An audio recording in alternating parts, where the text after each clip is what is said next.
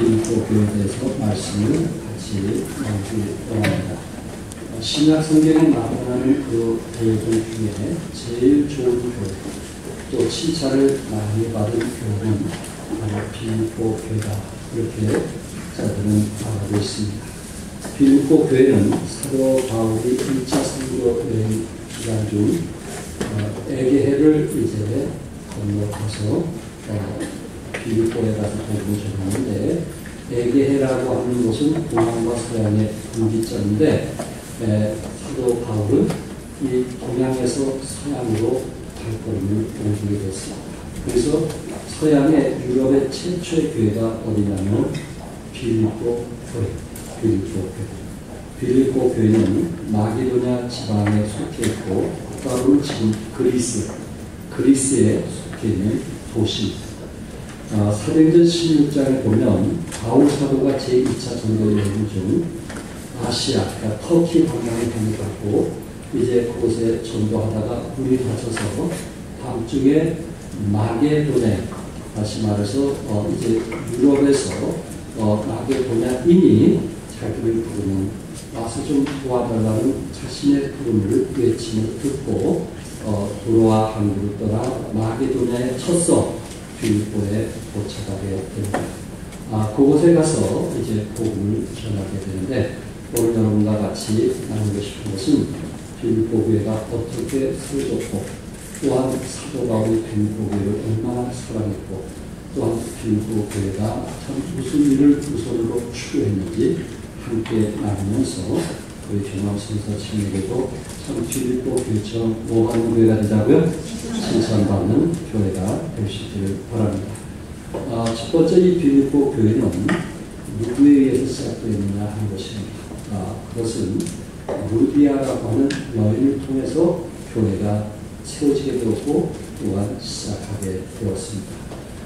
사도행전 16장 13절에 보면 안식일에 우리가 기도처가 있는가 하여 바울과 실라와 같이 살겠던 사람들이 안식일날 이제 빌립보라고 하는 도시에 가가지고 안식일날 우리가 기도처가 있는가 하여 문밖 함께 나가 거기 앉아서 모인 여자들에게 말하더니, 모인 여자들에게 이곳에 좀 기도할 장소가 어디 있습니까 하고 모인 여인들에게 이렇게 처음으로 나왔던 장면이 사도행전 16장 13절에 나오고 있습니다.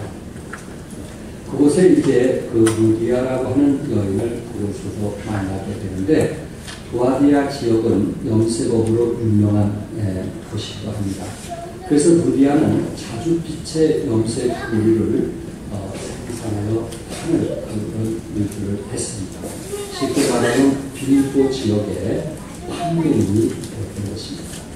학자들은 아마 남편이 하던 사업을 남편이 이제 돌아가시고 나서 인계받아 그 일을 하지 않는가 이렇게 보고 있습니다. 어쨌든 빌립보 성에서 자주색 옷감 장사던 비교적 아주 부유한 사람이 루디아였습니다. 그런데 루디아는 역시 그 사도 바울이 강가에 가서 좀 기도처에 가서 기도하고 싶어서, 안식일날 기도하고 싶어서 강가에 가게 됐을 때 거기에 모여있던 여인들이 모여서 기도하던 사람 중에 한 사람이 누구였냐면 루디아라는 교회였습니다. 물론 이들은 이미 그 유대인의 종교를 가지고 있었기 때문에 안식일을 철저히 지키는 그런 사람들이었습니다. 그래서 저는 또 안식일 날 예배 드리기 위해서 강가에서 저들이 모여서 예배를 드리고 있었는데, 그 중에 루디아라고 하는 여인은 사도 바울이 복음을 전할 때 누구보다도 관심을 갖게 되었고, 그리고 처음으로 그들이 루디아라는 여인이 예수님을 개인의 구세주로 영접하는 그런 역사가 일어나게 되었습니다. 우리 성경에 보면은 백부장 보는 거 기억하시죠? 백부장, 로마의 군인이었던 백부장은 그 이스라엘의 한 그 고을을 다스리면서 그는 금식하며 기도했다고 말씀하고 있고, 그리고 이웃의 구제를 했던 백부장의 믿음을 보고 하나님께서 누구를 보냈어요? 베드로를 보냈습니다. 그래서 그곳에 가서 복음을 전하게 했었고 대부분이 예수님을 놀라운 역사들이 일어나게 됐는데 이 많은 그 여인들 중에 루디아라고 하는 여인이 하나님에 대해서 늘 마음이 열리게 되었고 하나님을 기쁘게 했던 그리고 하나님이 원하는 삶을 살기 위해서 애썼던 루디아 마음을 하나님께서 감동이 되어서 그 루디아 때문에 하나님께서 바울을 이제 유럽으로 복음을 전하는 큰 일을 했던 것을 우리는 보입니다. 루디아라고 하는 여인은 사도행전 16장 14절에 보니까 루디아라는 한 여자가 그러는데 주께서 그 마음을 열어 바울의 말을 청종하게 하시리라고 말씀했는데 결국 루디아의 마음을 열게 하시는 분은 누구실까요? 하나님이십니다. 그러니까 루디아라는 여인이 얼마나 참 열심히 최선을 다해서 하나님을 사랑했으면 하나님께서 그 마음을 열게 했을까. 그리고 바울을 아시아 쪽으로 복음을 전하기 위해서 결심했던 바울의 마음을 바꿔가면서까지 하나님께서 왜 빌립보에 오게 하셨을까? 그것은 루디아라고 하는 여인이 얼마큼 하나님을 사랑하고 주님을 사랑했으면 그렇게 마음을 바꾸게 했을까? 여러분 장사하는 사람들이 대부분 바꾸신 거 알죠? 여기에 루디아라고 하는 여인도 예는 아닐 겁니다. 그분도 장사하는 사람이기 때문에 참 때로 이렇게 안식일날 전화도 올 수 있고 또 안식일날 요구도 할 수 있지만은 이 여인은 루디아라고 하는 여인은 안식일날 철저하게 하나님 앞에 예비를 드리게 되었고 그리고 어떤 바쁨 속에서도 먼저 하나님께 기도하는 것을 우선으로 했던 아름다운 여인의 모습을 보게 됩니다. 그리고 정말 그런 마음을 갖게 됐을 때 주께서 그 마음을 열어 그러니까 그 마음을 여신 분은 누구예요? 하나님이시란 말이에요. 하나님께서 그 마음을 열어주셨어요. 때로 우리가 마음을 열고 예수를 믿는 그 일을 하게 되지만 결국 내가 마음을 열 수 있는 것은 성령님의 감동 속에서 문을 여는 것이지 내가 의지를 갖고 열다고 해서 되는 것은 아니라는 것입니다. 여기 하나님께서 그 마음을 열어 바울의 마음을 청종하게 하시니라. 그러니까 사도 바울이 전한 말씀을 여기에 청종했다라고 하는 그 말은 그 말씀을 듣고 순종했다. 이렇게 말씀을 드릴 수 있습니다. 그러니까 루디아라고 하는 여인은 하나님의 말씀을 듣기 위해서 그의 마음 하나님께서 열어주셨고 또 그 말씀에 순종토록 하신 분은 누구시라고요? 하나님이시다. 얼마나 루디아가 하나님을 사랑했고 하나님을 섬기려고 애썼으면 하나님께서 그 마음을 그렇게 역사하셨고 또한 그에게 말씀을 순종케 했을까.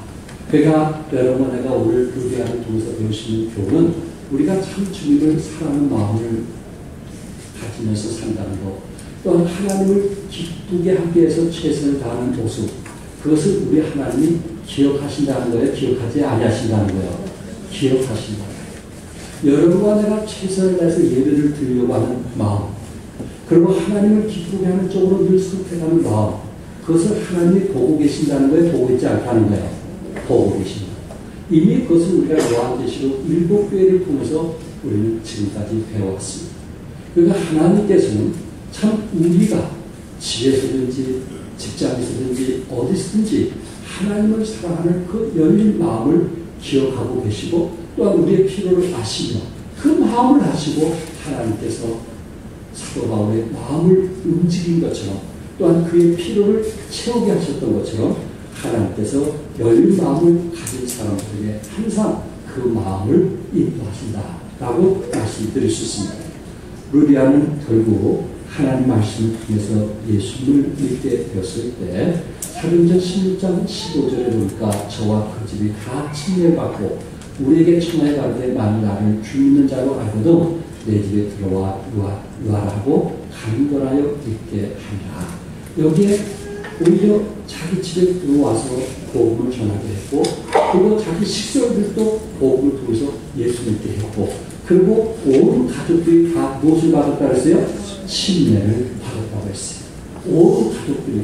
그러니까 루디아가 자기도 예수 믿고 구원받은 것이 너무나 행복했을 뿐만 아니라 또한 나의 식구들, 자기와 함께 사업을 하다 보니까 일하던 윗분들이 있을 건데 저들에게도 복음을 듣게 했고 또한 저들도 예수 믿은 후에 친구의 순종하게 하는 이런 위대한 일을 했더라 하는 것입니다.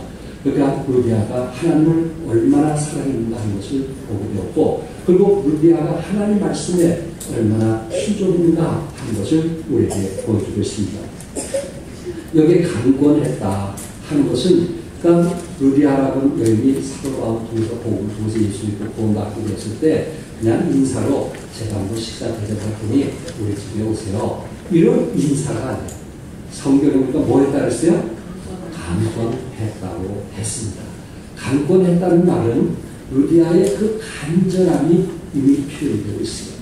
그러니까 루디아라는 여인은 사도 바울을 통해서 말씀을 듣고자 하는 그 은혜에 대한 사모하는 마음이 있었다 하는 것을 말씀드릴 수 있고 또한 강권했다라고 하는 것은 이제 사도 바울이 그곳에 와서 사역을 할 때 당신의 필요가 뭔지 그 일을 돕겠다라고 하는 당신을 통해서 내가 복음을 들었으니 나도 예수 믿고 구원받았으니 당신이 하는 일에 내가 물질이 필요하다면 물질로 구원할 것이고 또한 내 육신적인 도움이 필요하다면 내가 그 일을 돕겠다는 그런 의미에서 강권한 것입니다. 또 한 가지는 무엇일까요? 자신의 집이 이제 개방이 되어서 당신이 이곳에 있는 동안 내 집에 이제 모래가에 가서 복음을 전하는 것이 아니고 강가에 가서 말씀을 전하는 것이 아니고 당신이 왔으니 내 집에서 말씀을 선포해달라는 의미에서 자기의 집을 개방한 자기의 집에서 복음이 선포되는 그 일을 원했던 루디아의 여인의 모습을 우리는 보게 됩니다. 그래서 한 여인이 가정을 개방함을 통해서 처음으로 가정에서 예배가 시작이 되었고 또한 그것을 통해서 교회가 시작이 되었고 또한 그것을 통해서 세계에 복음을 전하는 관문이 된 것이 바로 유럽의 복음을 전하는 관문이 된 것이 루디아라고 하는 여인의 집을 통해서 그 일이 이루어졌다는 사실. 여러분과 나의 집은 어떻게 사용되어지고 있는가? 혹시 문이 닫혀있지 않는가? 그렇지 않으면 나의 가정집이 개방이 되어서 복음을 증가하는 일에 영혼을 돕는 일에 양육하는 일에 과연 사용되어지고 있는가 하는 것을 한번 생각해볼 필요가 있더라 하는 것입니다. 그래서 각 교회들마다 가정집들이 개방되기를 원하고 있고 그리고 가정들이 개방이 되면서 이웃들에게 복음을 전하는 위대한 일들을 감당하고 있는데 이런 시점에서 우리의 가정집은 과연 개방되어 있는 것인지 그렇지 않은 내 식구들만 위한 그런 가정집인지 한번 생각해 볼 필요가 있더라 하는 것입니다. 이제 각자가 교회에 출석하고 있는 신부들 가운데 부정분이 대부분 80%고 그리고 일분이 20%라고 이야기를 합니다. 부정분이 80%가 될 수밖에 없는 것은 교회의 어떤 사역 구조상 그렇게 될 수밖에 없다고 합니다. 그러면 이 부정분은 80%를 바꾸기 위해서 할 수 있는 비결이 뭐냐? 그것은 예배 중심이기도 하겠지만 그 다음에 가정 중심인 예배가 있어야 된다. 그것이 구역이 활성화가 돼야 된다. 셀 교회가 활성이 돼야 된다. 그래서 가정문을 여는 식구들이 많으면 많을수록 이제 성도들을 80%를 일하게 할 수 있고 당관자 20%를 남게 할 수 있다라고 얘기를 하고 있습니다. 그래서 내 주위에 있는 식구들, 내 근처에 있는 식구들이 와서 예배를 드리고 그리고 같이 찬양을 하고 그리고 서로 어려움에서 같이 기도해주고 또한 그들의 필요를 위해서 함께 정말 사랑을 표현할 수 있는 그런 개방된 가정이 많으면 많을수록 교회는 전성의 사역자가 활성화할 수 있다라고 이야기를 하고 있습니다. 여러분 나는 정말 루디아 한 여인을 통해서 이런 아름다운 교회를 세워졌다고 그리고 2000년 전에 있던 일들을 지금도 루디아의 여인에 대해서 우리가 지금 나누고 있지 않습니까? 얼마나 아름다운 교회 자기 집을 개방하고 사도 바울의 필요를 적극적으로 구원을 했고, 그리고 그곳에서 말씀이 선포되는 자기 집이 개방돼서 그것이 빌립보 교회가 세워졌다는 이런 위대한 역사를 이루고 있습니다. 이처럼 여러분 내가 나 한 사람이 얼마나 중요한지 아시겠죠?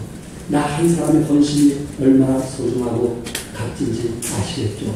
사도 바울이 셋집에서 가장 작은 집에서 복음을 전하고 그것을 양육하고 훈련했던 것처럼 결국 우리의 가정도 그렇게 사용되어지는데 누가 우리의 집을 개방할 수 있느냐 하는 것입니다. 그 일을 통해서 영혼들이 변화되고 영혼들이 성장할 수 있기 때문에 그렇습니다. 여러분 한 사람 정말 루디아 같은 빌립보 교회를 세웠던 루디아, 그것을 잊을 수 없는 것입니다. 그 교회가 존재하고 있는 루디아라고 하는 그 여인은 아마 계속해서 이야기가 될 것입니다. 그 여인은 헌신적인 사람이었어요. 기도의 사람이었어요. 경건의 사람이었어요. 하나님을 사랑하는 사람이었어요. 사도 바울의 마음을 바꾸기까지 했던 아름다운 여인이었던 것을 우리는 성경에서 말씀하고 있습니다. 여러분들을 통해서 복음의 관문이 열릴 수 있기를 바랍니다. 하나님께서 여러분을 축복하시라고 믿습니다. 두 번째 빌립보 교회는 하나가 되기를 원했습니다. 거의 2000년 전의 역사를 지금 얘기하고 있습니다. 빌립보의 그 4장 2절에 보니까 내가 요디아를 권하고 22개를 권하니 주 안에서 같은 마음을 품으라, 그렇게 말씀하고 있어요. 그러니까 빌립보가 정말 칭찬받는 교회였고, 그리고 빌립보 교회를 처음 시작한 그 루디아 여인은 참 믿음이 좋았고 경건했어요. 이렇게 훌륭한 사람이 있음에도 불구하고 세월이 지나면서 교회 안에 문제가 있었어요? 없었어요? 문제가 있었어요. 그러니 훌륭하지 않는 사람이 교회를 시작한다면 얼마나 더 많은 문제가 있겠어요? 이렇게 영적으로 훌륭하고 헌신된 사람이 교회 시작해도 교회 안에 갈등과 문제가 있는데 훌륭하지 않는 사람, 이런 사람이 시작한다면 교회에 얼마나 문제가 많이 있겠는가 하는 주는 교훈입니다. 여기 빌립보 교회는 건강한 교회로 성장했습니다. 그러나 불완전한 사람들이 모여 행사하는 교회 안에 항상 문제는 있을 수가 있습니다. 늘 불완전한 사람들이 모이는 거기 때문에 어디 있든지 항상 문제는 있기 마련입니다. 여기 성도 사이에도 인간관계에 갈등을 피할 수가 없었는데 여기에 유오디아와 순국에 이 학자들은 아마 이들이 평신도는 아니었을 것이다. 적어도 여성교회 나홀반 회장과 에스토반 회장일 것이다. 그래서 유오디아는 나오면 회장이고 순국에는 에스토반 회장일 것이다. 그들이 어떤 일을 같이 공부하다가 서로 마음에 참 갈등이 생겨서 서로 간에 상처가 있을 것이다 하는 예를 들어서 말씀을 하고 있습니다. 어쨌든 중요한 것은 이들이 평범한 사람은 아니었다는 거예요. 왜 그런지 아십니까? 4장 3절에 또 참으로 나의 멍에를 같이 한 내게 구하니 복음에 나와 함께 씻던 저 여인들을 돕고, 그러니까 그 두 자매들은 무엇에 함께 있었어요? 복음에 나와 함께 힘쓰던. 그러니까 바울과 함께 했다는 게 함께 하지 않았다는 거예요. 사도 바울과 함께 했다라고 하면 참 믿음이 좋은 사람들 아니겠어요? 그러니까 결국 믿음이 어린 사람이 아니고 바울과 함께 살게 힘썼던 저 여인들을 보라. 그러니까는 사도 바울의 지금 얘기하기를 정성서 친구에게 성도들에게 나움반 회장과 에스토반 회장이 서로 갈등이 있으니 너희들은 누가 옳으냐 그르냐 논하지 말고 그 사람이 잘 화해할 수 있도록 도우라. 왜냐하면 저들은 나에게 필요한 사람이다. 내 삶에 없어서는 안 될 사람이다 하고 얘기합니다. 그러니까 누가 좋으냐 나쁘냐 그걸 논하지 말라. 저들을 잘 화해시켜서 그들이 하나가 돼서 하나님의 일을 함께하도록 하라. 이렇게 바울이 부탁을 했던 겁니다. 여기서 우리에게 중요한 교훈이 있어요. 여러분, 내가 어떤 갈등을 가지고 있을 때 사랑의 공동체들은 어떤 마음을 가져야 되냐면 누가 옳으냐 그러냐 편에 쓰지 말라는 거야. 옳으냐 그러냐 뭐에 쓰지 말라? 편에 쓰지 말라는 거예요. 두 사람이 뭐 되는 일에? 하나가 되는 일에 힘써. 그것이 좋은 교회란 말이에요. 그런데 누가 이렇게 얘기하니까 그 사람 말이 맞구나 해가지고 한쪽에 편애를 하게 되면 교회는 갈등이 이렇게 일으키게 되고 문제가 커지게 됩니다.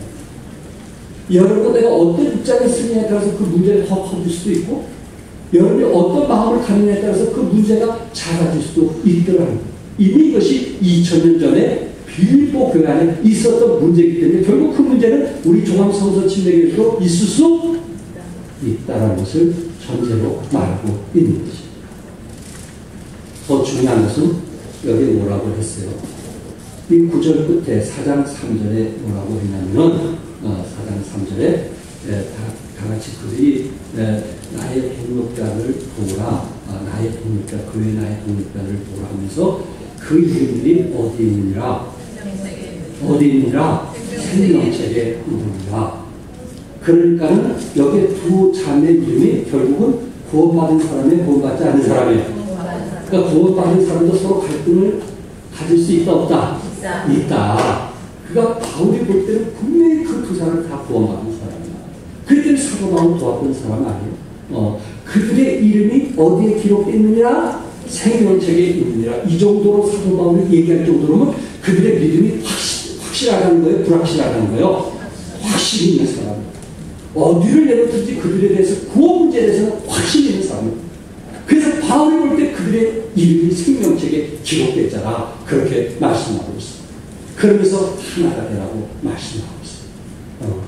여러분 우리는 개교회 독립교회지만 그러나 하나님 보시기에는 우주적인 교회인 거 아시나요? 우주적인 교회. 우리 모든 교회가 다 하나님을 아시나요? 하나라. 그래서 에스더바 대장이 젊어서 그런지 화가 나가지고 나움과 대장하고 싸워서 이제 저 사람 얼굴 보고 싶다고 싶다고 떠날 수 있어요? 없어요? 떠날 수 있어요. 그런데 우리 성경은 떠나라고 하지 않고 뭐 되기를 힘쓰라고 했냐면 하나 되기를 힘쓰라고 말씀했어요. 아니 독립교회니까 여기 떠나면 안 보니까 편하고 시원할 수 있어요. 그러나 우주적인 교회로 볼 때는 항상 우리는 같이 혹시 우리 가운데 서로 마음이 상해서 혹시 등지고 있는 사람 있어요? 한번 상상을 해보세요. 내가 등지는 사람은 정말 천국 갈 수 있는 거 없는가 한번 상상을 해보세요. 그럼 천국 간다면 여러분 천국 가서 등지면 어디로 가는 거예요? 천국 가서 저 사람 보기 싫다면 내가 등지면 어디로 가는 거예요? 지옥? 우리 하나님 보실 때 다 천국에 왔어. 종합성전 침례교회 천국에 왔어. 여기서 뭐 일이 헤어지고 저리 헤어졌어. 안 보니까 살 것 같아. 근데 천국에 가니까 또 그 사람 뭐 했어? 보기 싫은 사람 뭐 했어? 만났어요. 보기 싫다고 등졌어. 하나님이 딱 보니까 등지고 있어. 찬송을 불러 한 사람은 저쪽 보고 있고 한 사람은 저쪽 보고 찬송을 불러. 천국은 그게 천국일까요?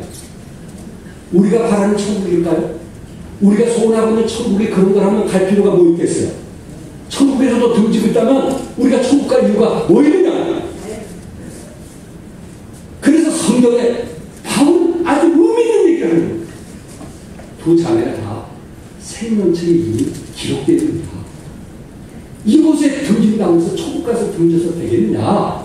그러니까 너희들이 주 안에 형제라면, 주 안에 자매라면 서로 간에 하나님을 힘쓰라.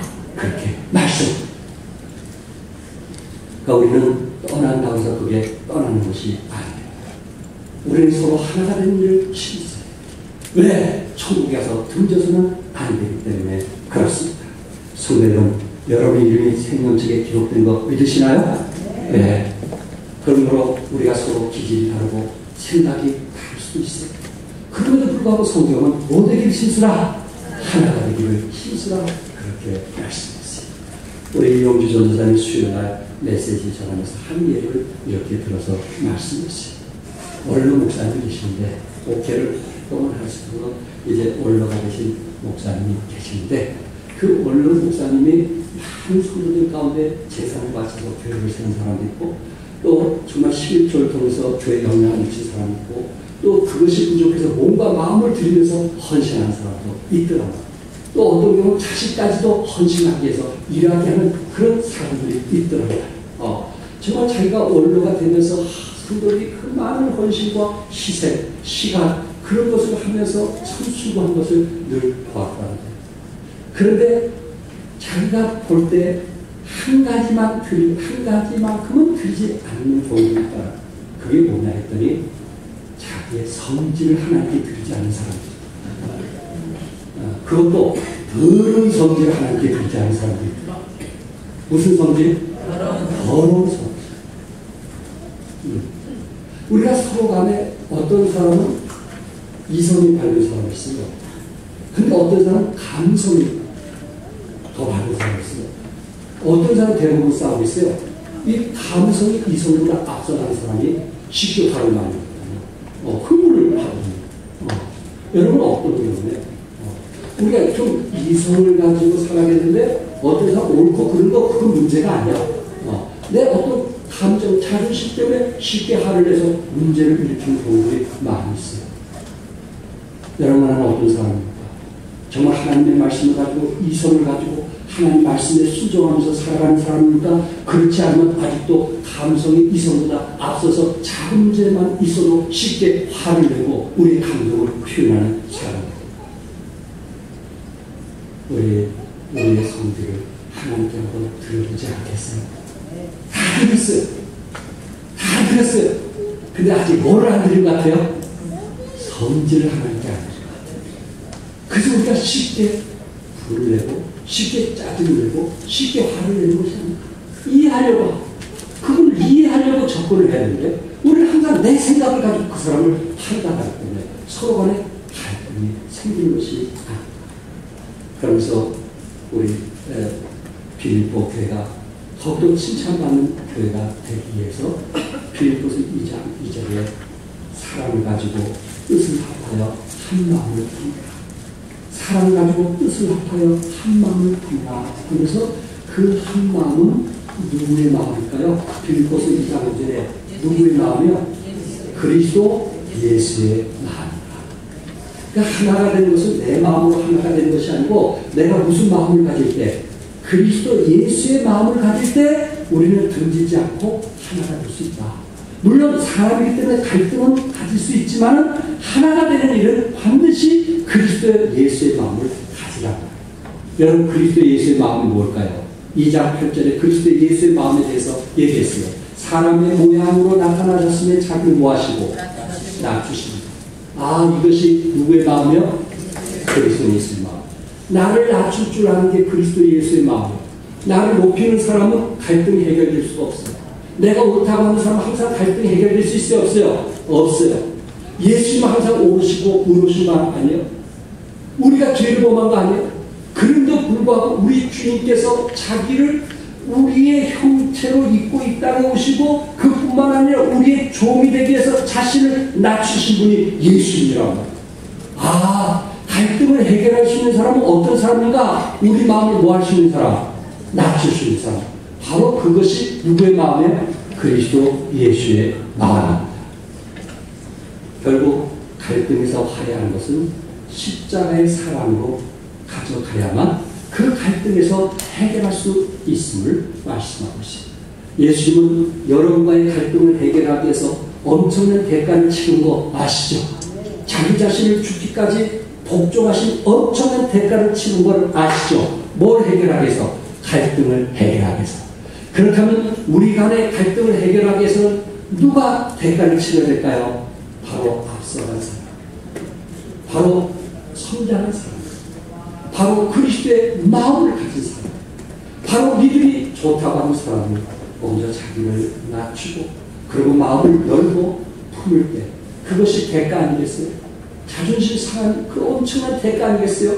그럼에도 불구하고 주님의 말씀이기 때문에 그 말씀에 순종하기 위해서 하는 일. 그것이 바로 서로의 갈등을 화해하는 이것이 어느 교회 안에 있었던 일이에요? 빌립보 교회 안에 있었던 일은 종암성도 침례교회 안에도 있을 수가 있어요. 그래서 그것을 어떻게 해결할 수 있는지 그 방법까지도 성경은 우리에게 말씀하고 있습니다. 성도 여러분, 유리아처럼 말씀에 순종하는 여러분 하나 되시기를 바랍니다. 순종하는 사람, 순종하는 사람.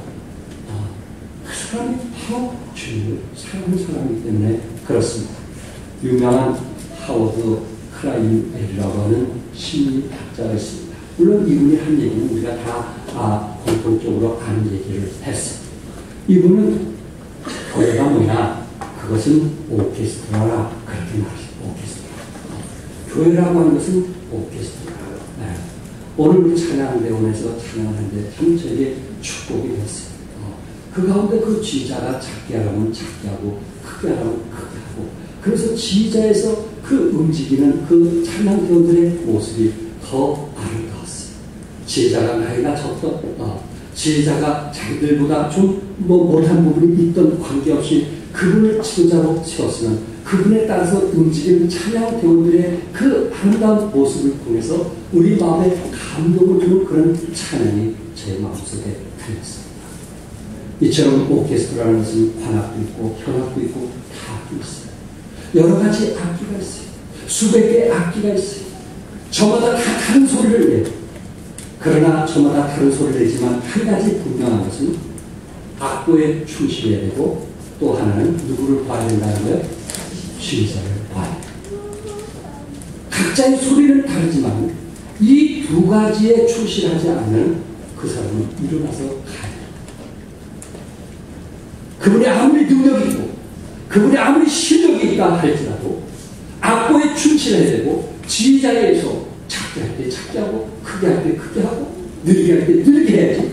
자기가 하고 싶지 않다고 해서 자기 기분이 안 좋다고 해서 작게 할 것을 크게 하고 느리게 할 것을 짧게 하고 그 사람은 거기서 함께 할 수가 없어요. 교회는 바로 한 작품을 만들기 위해서 지휘자가 원하는 것입니다. 중앙순서 진례기가 어떤 방향으로 가기를 원합니까? 그 부분에 대해서 내 생각과 관계없이 기쁨으로 하나가 되고 동참하고 그리고 같은 소리를 내고 그리고 같이 이제 하나가 되는 것을 우리 주님이 원하고 있습니다. 성대는 성령님을 통해서 우리가 지시한 대로 인도한 대로 함께하는 여러분과 내가 될 수 있기를 바랍니다. 그 교회만이 칭찬받으시는 교회입니다. 천국에 가서 나는 항상 내 능력이 있는데 내 실력이 있는데 내가 원하는 것은 이런 건데 우리 주님이 그것을 보는 것이 아니고 우리 주님은 개인 능력을 보는 것이 아니고 함께하는 일에 얼마나 힘쓰는가 그거를 보기를 원하시는 것입니다. 아멘. 그래서 여성계 나오면 회장을 세웠습니다. 인기가 있는데 우리 임원들은 그분에게 순종하는 것을 배웠습니다. 내가 옛날에는 이렇게 했는데 내가 과거에는 이렇게 했는데 그걸 원하지 마세요. 회장의 의사가 뭐고 회장이 하고자 하는 것이 뭐가 그분의 뜻에 따라 순종하세요. 그것이 가장 지혜로운 태도의 자세인 것입니다. 주장하는 것은 결국 문제를 만들기 때문에 그렇습니다. 어떤 누가 세워졌든지 찬양 지휘자가 누구든 어떤 부서에서 누가 그 책임을 맡던 그분에 의해서 일을 해나갈 때 거기에는 힘있고 능력있고 하나님께 영광이 되리라고 믿습니다. 세 번째는 빌립보 교회는 기뻐하는 교회가 되기를 원했어요. 3장 1절에 정말로 나의 형제들아 주 안에서 뭐하라? 기뻐하라. 그리고 4장 4절에 주 안에서 항상 기뻐하라. 내가 다시 말하노니 뭐하라? 기뻐하라. 그렇게 말씀을 했어요.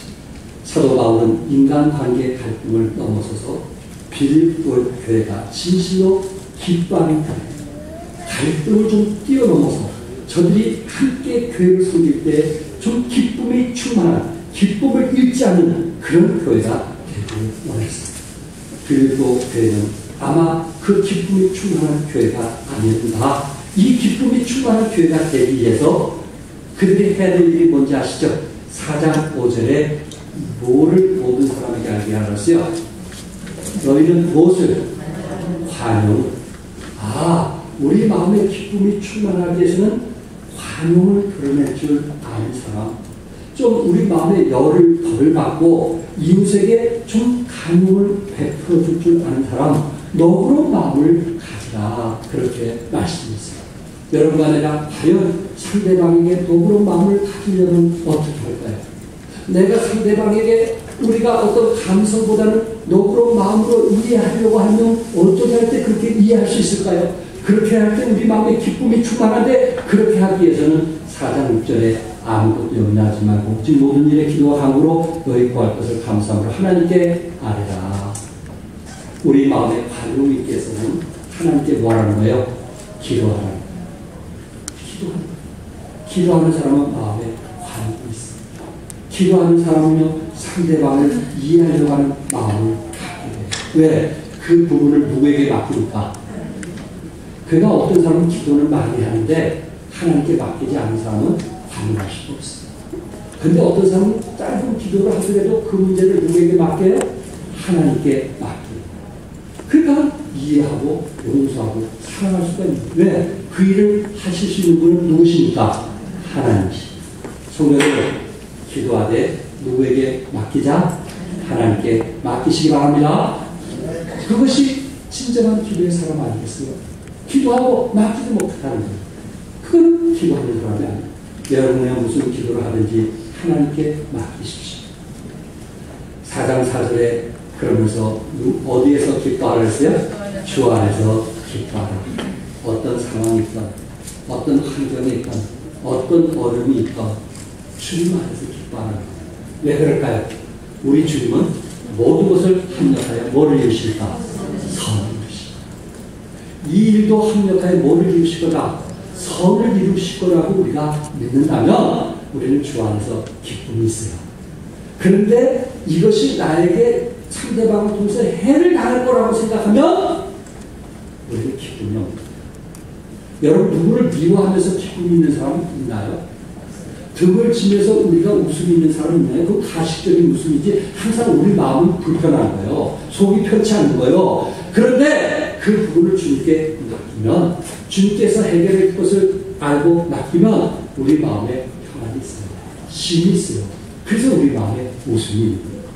사람의 뇌는 18가지의 신비한 요소를 생성해낸다고 합니다. 하나님께서 그렇게 만드셨다고 합니다.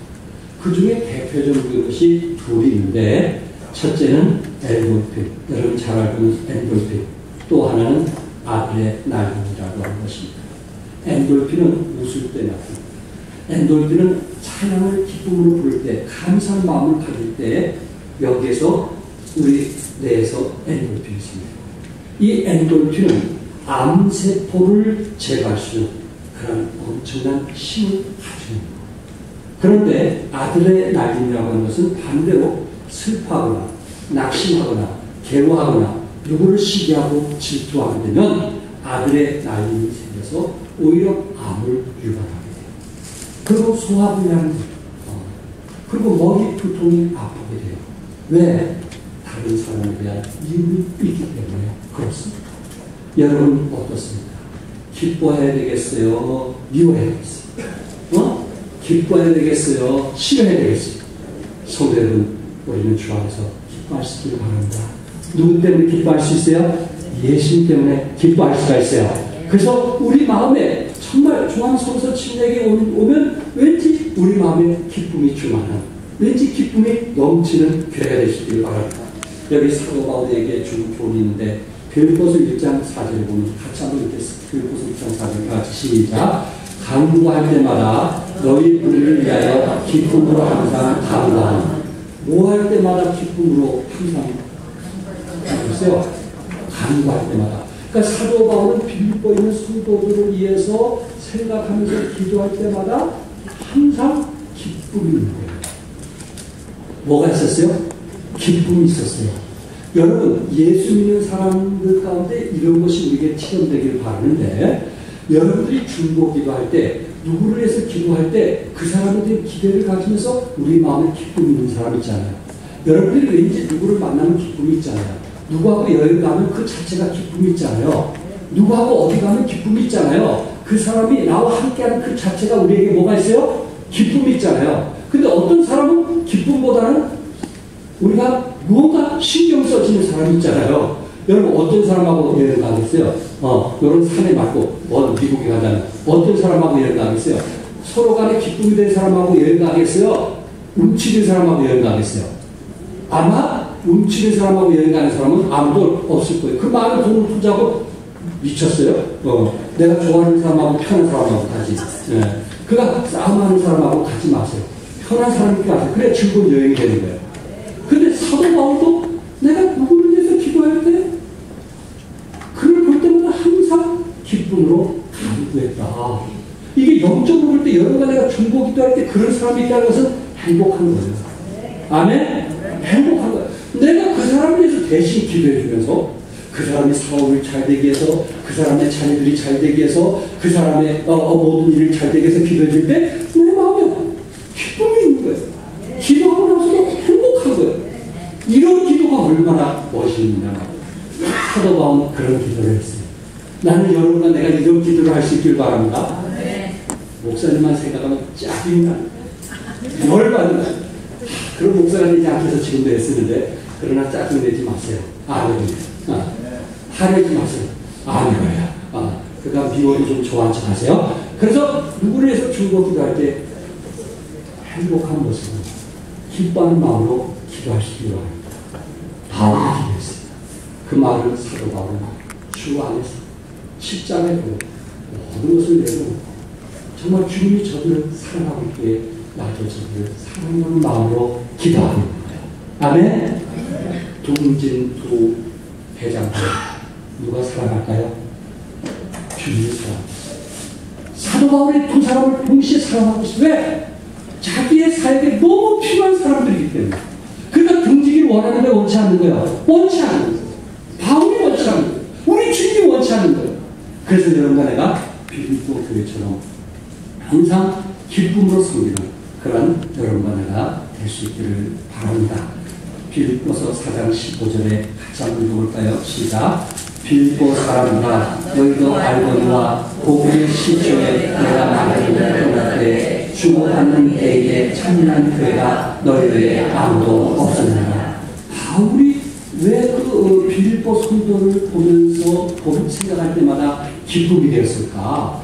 바울이 왜 빌립보 성도들을 생각할 때마다 기쁨으로 하나님께 간구했을까? 그것은 바울이 선교사로 일을 할 때 그 선교사로서 후원해줬던 사람이 누구냐면 빌립보 교회들이 후원해줬어요. 때로 사도 바울이 배고플 때도 있었고, 때로 사도 바울이 복음을 전해야 되는데 교통비가 없을 때도 있을 거고, 때로 여러 가지 어려움과 시련을 당했을 때 그것을 알고 누가 도와줬냐면 빌립보 성도들이 도와줬어요. 만약에 빌립보 성도들이 돈이 많아가지고 도와줬다면 이런 말씀을 안 했을 것 같아요. 근데 고린도후서 8장 1절에서 5절에 보면은 형제들아 하나님께서 마게도냐 교회들에게 은혜를 우리가 너에게 알게 하노니 마게도냐는 그 빌립보 교회가 있었거든요. 환난의 많은 시련 가운데서 저희 넘치는 기쁨과 극한 가난이 저희로 풍성한 연보를 넘치고 하게 하니라. 내가 증거하니 저희가 힘들어할 뿐 아니라 힘이 지나도록 자원하여 이 은혜와 손으로 섬기는 일에 참여하며 대하여 우리에게 간절히 구하니 우리의 바라던 것뿐만 아니라 저희가 먼저 자신을 죽게 되고 또 하나님의 뜻을 쫓아 우리에게 주옵니다. 그러나 빌립보 성도들은 가난했어요? 부유했어요? 가난했어요. 교회로 볼 때 재정이 어렸어요. 정말 그 교회 한 달 살림하기가 힘들고 어렸을 거예요. 그럼에도 불구하고 그들은 사도 바울이 선교하는 그의 돕는 일에 우선을 했고 바울이 그걸 너무나 잘 알고 있는 거예요. 있는 돈에서 주는 거 그것은 그 감사의 표현이 조금씩 있지만 정말 어려운 속에서도 힘든 속에서도 힘있게 우리 김대인 선교사님에게 후원했을 때 그게 얼마나 감사했을까. 얼마나 감사할까. 여러분 각자의 그 가정을 보면 정말 경제적으로 힘들고 어려운데 정말 주님 나라 확장하기 위해서 힘이 지나도록 드리게 되었을 때 우리 하나님 기뻐하신다. 그래서 그런 물질을 하나님께서 뭐라고 했냐면 4장 18절에 하나님이 받으실 만한 무슨 재물? 향기로운 재물이며 하나님을 기쁘시게 하시죠. 바로 이런 물질이 하나님이 받으실 만한 향기로운 재물이고 하나님을 기쁘시게 한 것이라 그렇게 말씀했어요. 성도 여러분, 여러분과 내가 향기로운 재물을 하나님께 드릴 수 있기를 바랍니다. 정말 힘이 지나고 내 가정에 어려움도 아닌데 내 형편에 힘든 것도 아닌데 그가 드는 거 보니까 힘이 지나도 믿음으로 드리더라고요. 이거는 하나님을 기쁘게 하는 것이고 하나님께 드려지는 향기로운 재물이라고 있어요.